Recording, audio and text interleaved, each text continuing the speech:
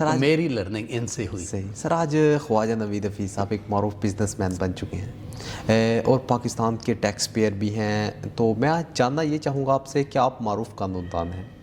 آپ سے جاننا چاہوں گا کہ ٹیکس پیئر ہونے کے باوجود اداروں کی مداخلت کرنا جائز ہے؟ اس بارے میں تھوڑا سا بتائیے. دیکھیں، یہ ایک بڑی ایک ٹریجڈی ہے ہمارے ملک کے ساتھ، اور میں اس کے بارے میں بولنا تو نہیں چاہتا تھا چونکہ یہ ملک ہمیں بڑا عزیز ہے، بالکل ایسی اور اس کے رولرز بھی ہمیں بڑے عزیز ہیں، بالکل ایسی ہے. اس کے تمام ڈپارٹمنٹس ہمیں بڑے عزیز ہیں. صحیح. یہ ملک ہے تو ہم ہیں، بالکل اس ایسی کوئی ملک شک پہ نہیں. جان بھی قربان. بالکل ایسی ہے. لیکن بدقسمتی سے اتنی محبتیں، اتنے جان نثار جذبہ ہونے کے باوجود بھی جو ایک بزنس مین کا دل دکھی ہے، ان چیزوں کا بھی ہمیں نہیں پتہ تھا.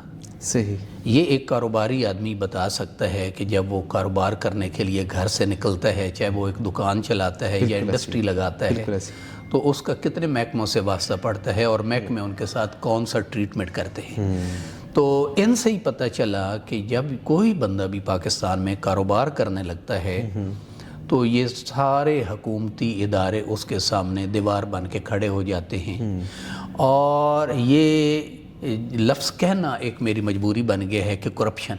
بالکل. یہ کاروباری حضرات کی کرپشن کرنا مجبوری ہوتی ہے چونکہ انہیں پھر کوئی کاروبار کرنے نہیں دیتا. اور ادارے جو ہیں وہ کرپشن اس لیے کرتے ہیں، وہ کہتے ہیں جی کہ ہماری تو تنخواہیں بہت کم ہیں، تو ہمیں تو یہ کاروباری لوگوں سے اگر ہم نہیں لیں گے تو ہم اپنی زندگی کیسے بسر کریں گے. وہ اپنی مجبوریاں بتاتے ہیں، ان کی مجبوری کام کرنا ہوتا ہے. وہ ان کے یہ چونکہ تابع آ جاتے ہیں دوسرے لفظ. بالکل بالکل ایسی ہے. قانون کی نظر میں تو دونوں مجرم ہیں. لینے والا قانون کی نظر میں تو قانون تو یہ کہتے ہیں کہ بھئی آپ بالکل کسی ڈپارٹمنٹ کو ایک دھیلا تک نہ دیں. بالکل ایسی ہے. اور گورنمنٹ ادارے پابند ہیں کہ وہ گورنمنٹ امپلائی ہیں تو وہ کسی بزنس مین کو تنگ نہ کریں یا ان کے راستے میں رکاوٹ نہ بنیں، بلکہ اس بزنس کو پروموٹ کریں. قانون تو یہ بالکل ایسی ہے. یہ ساری جو چیزیں ہیں یہ ماورائے قانون ہیں.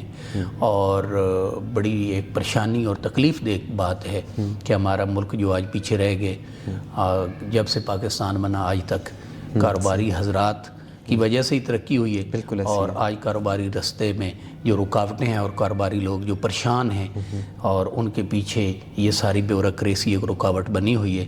تو دعائی کی جا سکتی ہے کہ اللہ کرے کوئی ایسا نظام آئے کہ جس طرح کاروبار کو ترقی دینے کے لیے، انڈسٹری کو ترقی دینے کے لیے کوئی ایسا ماحول بن جائے کہ ٹریڈرز خوشی سے انویسٹ کریں اور ان کے رستے کی ساری دیواریں گر جائیں اور ملک خوشحال ہو جائے.